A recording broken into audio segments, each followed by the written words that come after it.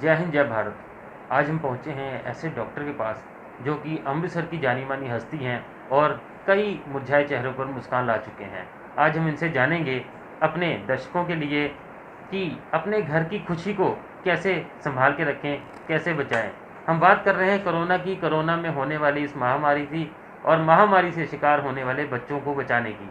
हम बात कर रहे हैं कि अपने बच्चों को कैसे बचाएं इस महामारी से, क्योंकि ये महामारी, ये वायरस बच्चों और बूढ़ों पे ज़्यादा खतरनाक साबित हो रहा है। और इसके लिए क्या हिदायतें हैं, तो हम बात करेंगे डॉक्टर नरेश ग्रोवर जी से कि हम अपने बच्चों को कैसे बचा सकते हैं।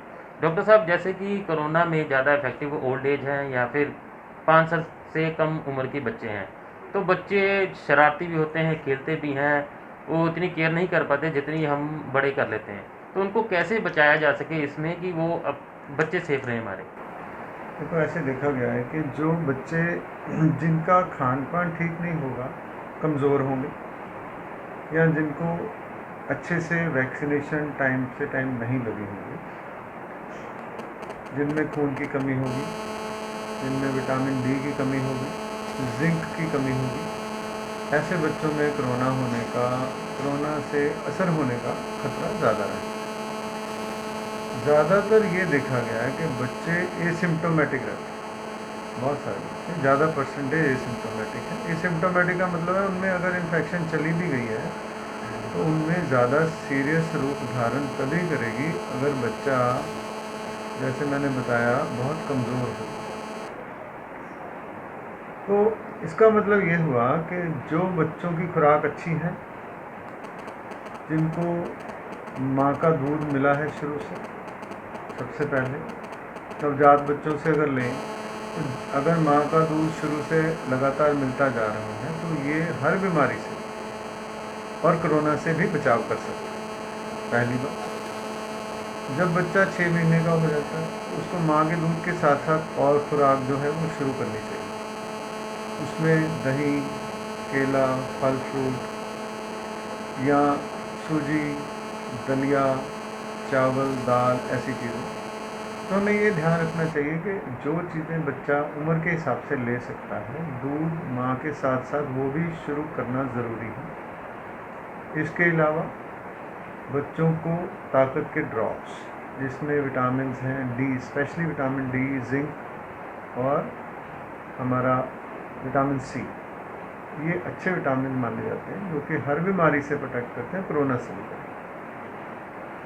और ये भी देखा गया जिन बच्चों को लगातार वैक्सीनेशन हो रही है, और स्पेशली जो फ्लू की वैक्सीन है, कुछ इस तरह की स्टडीज़ हुई हैं, शोध हुए हैं, ये देखा गया है कि फ्लू वैक्सीन लगवाने वाले बच्चे, उनको कोरोना का खतरा कम हुआ। इसके अलावा निमोनिया वगैरह से बचाने वाली वैक्सीन, जिसको हम न्यूमोवैक वैक्सीन बोलते हैं, पीसीवी बोलते हैं। इसके अलावा और जो भी कोई वैक्सीन लगनी ज़रूरी है वो ज़रूर लगवाएं। इस महामारी के दौरान भी मैं ये कहूँगा कि जो वैक्सीन बहुत ज़रूरी है वो तो लगवाए ही लगवाएं। और तो ये वैक्सीनेशन बहुत ज़रूरी है जी, बच्चों की इम्यूनिटी के लिए। वैक्सीनेशन को चलो भारत सरकार भी सलाह देती है कि टाइम पे टाइम वैक्सीनेशन करवाई जाए। जी, और डॉक्टर साहब, एक माँओं की ज़्यादा शिकायत रहती है कि बच्चे खाते पीते नहीं है। जी, बच्चे चिप्स खा लिए, कुरकुरे खा लिए, घर का खाना नहीं खाते, जिससे कि इन्फेक्शन बहुत बढ़ती है। तो उसके लिए बच्चों को कैसे हम स्ट्रॉन्ग बना सकते हैं। उसमें देखो, माँ बाप की बहुत बड़ी एक जिम्मेदारी रहती है।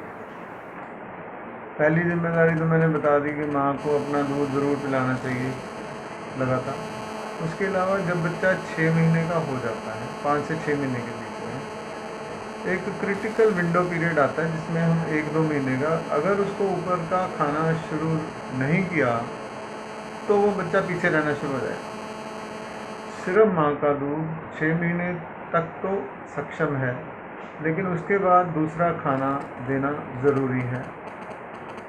अगर माँ मेहनत करे, बच्चे को थोड़ा थोड़ा ट्राई करती रहे, तो धीरे धीरे बच्चा, उसका टेस्ट उसको पता चलना शुरू हो जाता है, वो निगलना शुरू हो जाता है। शुरू में देखा गया कि अगर बच्चे को माँ कुछ देती है और बच्चा ऐसे जीभ से बाहर निकालता है तो माँ सोच लेती शायद इसको अच्छा नहीं लगा, लेकिन कारण उसका ये होता है कि नई कोई चीज़ मिलती है जब बच्चे को, उसका टेस्ट उसको नहीं पता, उसको अंदर निगलने का तरीका कई बार नहीं पता चलता, इसलिए माँ को मेहनत करनी पड़ती है।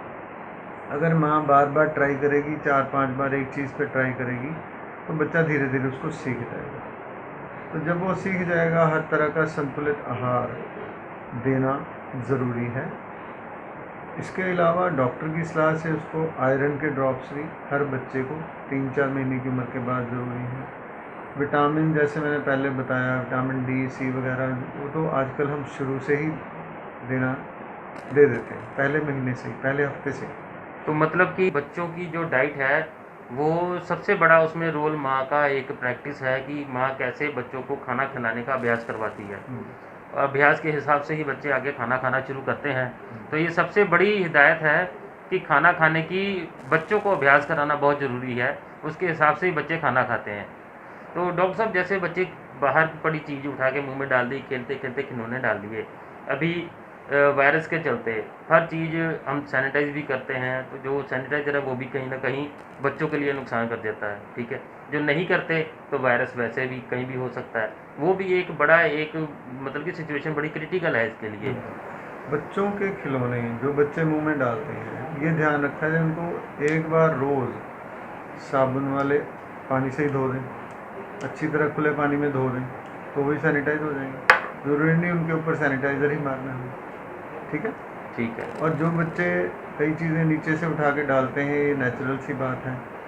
और उसमें भी बस यही ध्यान रखें कि बच्चे को एक चादर के ऊपर खेलने दें, एक चटाई बिछा दें, उसके ऊपर खेलने दें, ताकि मिट्टी जो है, मिट्टी वाली चीज़ें वो बच्चा मुंह में न डाले।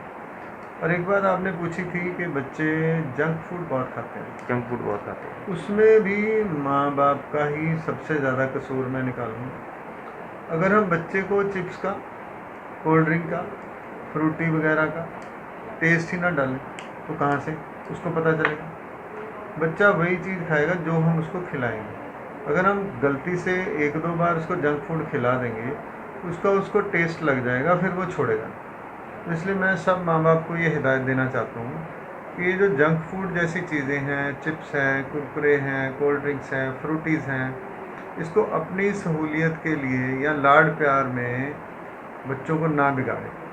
इसका एक बार टेस्ट लगने से उसकी एक तरह से एडिक्शन सी हो जाती है। तो हम जंक फूड जो अनहेल्थी हैं उसकी अपने बच्चों को आदत ही ना डालें, तो बच्चे कहाँ से खाएंगे? जो कभी बच्चे ने टेस्ट ही नहीं किया तो उसके जीभ पे लालच आएगा ही नहीं। तो ये बड़ी अच्छी हिदायत है और बड़ी सतर्क रहने की ज़रूरत है कि अपने बच्चे इस महामारी में बचे रहें। तो डॉक्टर साहब, जैसे बच्चे बड़े हो जाते हैं, हम छोटे बच्चों की बात करते हैं, खेलते हैं, बड़े बच्चे भागते हैं, इधर उधर जाते हैं, तो उन बच्चों के लिए क्या कोई हेल्थी डाइट हम बना सकते हैं जिससे कि बच्चों का इम्यूनिटी स्ट्रॉन्ग रहे, वैक्सीनेशन के साथ साथ कुछ डाइट अच्छी? देखो, जो हमारे फल फ्रूट हैं उनमें विटामिन्स मिलते हैं, ठीक है, और जो हमारी हरी सब्जियां उनमें भी मिलते हैं। अगर हम संतुलित आहार दें, प्रोटीन की मात्रा अच्छी रखें, जो बच्चे नॉनवेज खाते हैं या फैमिली नॉनवेज खाती है उनको अंडे ज़रूर खिलाएं, जो नहीं खाते उनको पनीर खिला सकते हैं, जो बच्चे मोटे हैं उनको हम सोया चीज़ भी दे सकते हैं, क्योंकि दूसरा जो चीज़ है उसमें फ़ैट की मात्रा थोड़ी ज़्यादा आती है। इसका मतलब दूध या दूध से बनने वाली चीज़ें अगर हम बच्चों को देते हैं, उनमें प्रोटीन, कैल्शियम और ऐसी चीज़ें अच्छी मिल जाती हैं। अगर उसको हम हरी सब्जियां और फल फ्रूट का सेवन कराते हैं तो विटामिन, मिनरल्स वगैरह उसको अच्छी मात्रा में मिल जाते हैं। लेकिन इसके अलावा अगर हम डॉक्टर की सलाह के साथ उसको बाकी विटामिन ए है जो टाइम से टाइम देना पड़ता है, हर 6 महीने के बाद 5 साल की उम्र तक देना पड़ता है। विटामिन डी, जैसे मैंने पहले बताया, बड़े बच्चों को भी जब ग्रोथ चल रही है उनकी भी कैल्शियम और विटामिन की रिक्वायरमेंट डी की रहती है, वो भी डॉक्टरी सलाह से अगर हम रेगुलर देते जाएं। इसके अलावा अगर हम ड्राई फ्रूट्स देते हैं, उनके अंदर जिंक वगैरह की मात्रा अच्छी होती है। अगर बच्चा ऐसी चीज़ें नहीं ले रहा तो कम से कम मल्टीविटामिन टैबलेट्स डॉक्टर की सलाह से ली जा सकती हैं, जिसमें ये सारे एंटीऑक्सीडेंट्स या विटामिन हैं। तो इससे उनकी इम्यूनिटी स्ट्रांग रहेगी। और हम उनको आदत, जैसे हमने छोटे बच्चों के लिए सोचा कि जंक फूड से दूर रखें, ऐसे हम बड़े बच्चों को भी जो है पिज़्ज़ा वगैरह से, बर्गर वगैरह से दूर रखें। और माँ को चाहिए कि जो अच्छी चीज़ें हैं उनका टेस्टी फूड कैसे बनाना है, उसकी ट्रेनिंग चाहे तो इंटरनेट से ले लें, चाहे किसी डाइटिशियन से ले लें, ताकि वो अच्छी अच्छी चीज़ें बना के सब फैमिली मेम्बर्स को खिलाएं, ताकि सबकी इम्यूनिटी बढ़ती जाए। तो आजकल ये बड़ा आसान है कि हेल्दी फूड को टेस्टी कैसे बनाएं, और डॉक्टर साहब ने बड़ी अच्छी बात की है, ट्रेनिंग किसी डाइटिशियन से ले लो या इंटरनेट से ले लो, तो अपने घर के ही हेल्दी फूड को टेस्टी बनाओ ताकि बच्चे जंक फूड ना खाएं और बीमार ना पड़ें। और साथ में एक और बड़ी अच्छी बात कही है कि फ्रूट बच्चों को ज़रूर दें, जूस पैकेट वाला नहीं तो जूस घर में निकाल के दें, जिससे कि बच्चे मल्टीविटामिन नेचुरल तरीके से ले सकें। और समय समय पर बच्चों की वैक्सीनेशन वो तो बहुत ज़रूरी है। तो डॉक्टर साहब कितने साल तक के बच्चों की वैक्सीनेशन साथ जरूरी करनी चाहिए? देखो ऐसे होता है, आमतौर पे काफ़ी सारी वैक्सीन 90% वैक्सीन 5 साल की उम्र तक कंप्लीट हो जाती हैं, लेकिन ये देखा गया कि उसके बाद 10 साल पे वैक्सीन जो है एक आती है, उसको बोलते हैं टी डैप वैक्सीन। उसका मतलब होता है कि टेटनस, डिप्थीरिया और वीक करके pertussis, acellular pertussis, Tdap vaccine बोलते हैं।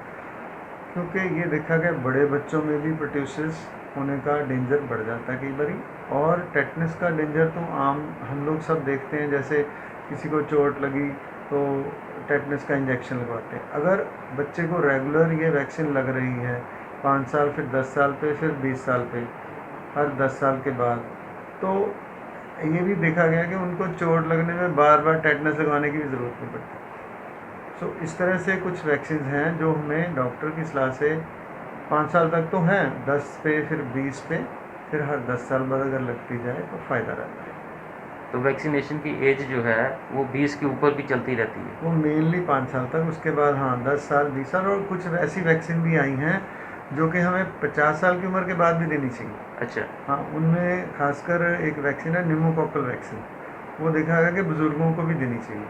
और जैसे मैंने बात की थी फ्लू वैक्सीन की, flu vaccine Indian academy of paediatrics हमारी जो एसोसिएशन है उसकी तरफ से 5 साल तक तो सबको रिकमेंडेड है, लेकिन इस महामारी के दौर में अगर हर कोई उसको लगवा ले तो भी उसका कोई नुकसान नहीं। वो ना कि सिर्फ हमारा स्वाइन फ्लू से बचाती है, बल्कि वो क्रॉस इम्यूनिटी थोड़ी बहुत प्रोड्यूस करती है, जिससे जो बाकी तरह के वायरस हैं उनसे भी बचाव थोड़ा बहुत हो सकता है। तो इलाज से बचाव सबसे बेहतर है, तो बचाव के लिए वैक्सीनेशन एक अच्छा उपाय है।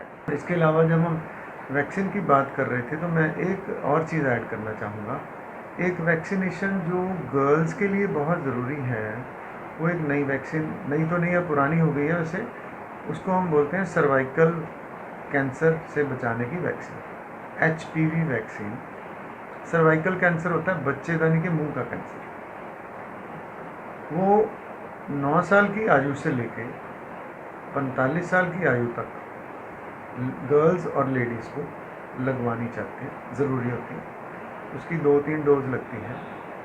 तो अगर वो वैक्सीन शादी से पहले बच्चियों को लग जाए तो उसका मैक्सिमम बेनिफिट है, लेकिन अगर शादी से पहले नहीं लगी तो जब माँ बन गई है बच्ची, उसके बाद भी लग जाएगी, तो उसको जो बच्चेदानी के मुंह का कैंसर है, जिसको सर्वाइकल कैंसर बोलते हैं, उससे बचाने के लिए बाद में भी लगवाई जा सकती है डॉक्टर की सलाह के साथ। तो हम बात कर रहे थे वैक्सीनेशन की, और आज के समय में एक वैक्सीन का सबकी आंखें इंतज़ार कर रही हैं, वो है कोरोना की वैक्सीन।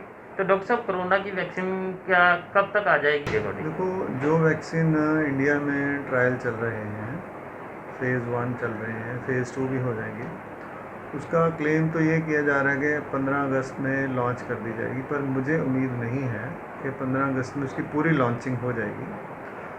उसकी पूरी लॉन्चिंग जो है या पूरी अवेलेबिलिटी जो जनरल पब्लिक को है, उम्मीद है जल्द से जल्द जो है वो दिसंबर तक, नवंबर आने की चांस। ये एस्टिमेटेड एक डेट दी हुई है कि 15 अगस्त तक लॉन्च कर 15 अगस्त को प्रधानमंत्री जी कोई ना कोई बड़ी अनाउंसमेंट करेंगे, और हो सकता है सारी पब्लिक को अवेलेबल ना हो, जो हाई रिस्क ग्रुप्स हैं उनको पहुँचा दी जाए, ऐसा पॉसिबल है। तो जनरल पब्लिक के लिए शायद ये दिसंबर तक उम्मीद है, काफ़ी उम्मीद। आम आदमी के लिए, आम आदमी की पहुंच के लिए 3 से 4 महीने का इंतज़ार अभी बाकी है। तो ये वैक्सीनेशन जो अपना कोरोना की वैक्सीनेशन है, तो ये कैसे काम करेगी कि इससे कि कोरोना से बचा जा सकेगा? देखो, मैं वैक्सीन के बारे में जनरल में बात बताऊँ। सारी वैक्सीन का काम करने का तरीका एक ही रहता है। इसमें क्या किया जाता है, लेबॉर्ट्री के अंदर जो भी वायरस या बैक्टीरिया जिसके लिए वो वैक्सीन बनाई जाती है, उसको कमज़ोर कर दिया जाता है। उसको इतना कमज़ोर करके शरीर में भेजा जाता है कि वो बीमारी ना पैदा कर सके, लेकिन उसके अगेंस्ट उसमें एंटीबॉडीज़ बन जाए बॉडी में, हमारे शरीर में, हमारे खून में उस वायरस या बैक्टीरिया के प्रति एंटीबॉडीज़ बन जाएं, लेकिन वो बीमारी ना कर सके। और जब एक्चुअल वायरस हमारे बॉडी के संपर्क में आए, हमारे अंदर घुसने की कोशिश करे, तो वो जो एंटीबॉडीज़ ऑलरेडी बन गई हैं वैक्सीन की वजह से, वो उसको ख़त्म कर देंगे। ये हर एक वैक्सीन का ये काम करने का तरीका यही है, और यही तरीका कोरोना वैक्सीन का भी रहेगा। कोरोना वायरस को इतना कमज़ोर करके शरीर में डाला जाएगा कि वो बीमारी ना करे, वो बीमार ना करे और शरीर की अपनी इम्यूनिटी बना दे, इम्यूनिटी बन एंटीबॉडीज़ जाए बन जाए, और शरीर अपने आप एंटीबॉडी बना के उस बीमारी से लड़ना शुरू कर दे। बिल्कुल। तो ये बड़ा अच्छा तरीका, और अक्सर वायरस के लिए यही तरीका अपनाया जाता है कि अपना शरीर खुद ही उससे लड़ता है और उसको ख़त्म करता है। एक समस्या और सबसे बड़ी आ रही है सामने बाप के, कि बच्चे मोबाइल से ज़्यादा अटैच हो गए, कुछ स्टडी के कारण, और कुछ बच्चे वैसे भी गेम्स के लिए अवेलेबिलिटी मोबाइल की ज़्यादा हो गई है घरों में। इस चक्कर में बच्चे ज़्यादा समय मोबाइल पे बिता रहे हैं, बाहर खेलना भी बंद है लॉकडाउन के कारण, और ये भी एक कारण है कि बच्चे मोबाइल से जुड़ते जा रहे हैं। तो इससे कई तरह की बीमारियां भी बच्चों में आ रही हैं, आँखों की और भी। तो डॉक्टर साहब, ये कहाँ तक नुकसानदायक है बच्चों के लिए? देखो, हर चीज़ के फ़ायदे नुकसान होते हैं। So excess of everything is bad, ये हम सबको मालूम है।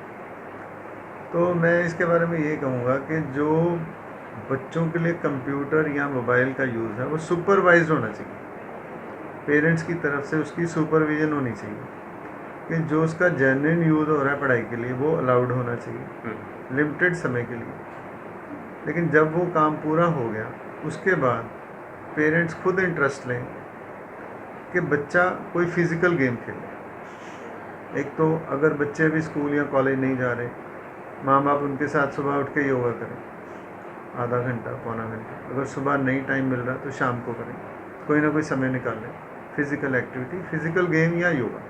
इससे डबल फ़ायदा होगा। एक तो उनकी मोटापा नहीं आएगा, दूसरा उनकी इम्यूनिटी बढ़ेगी, तो ये ज़रूरी है।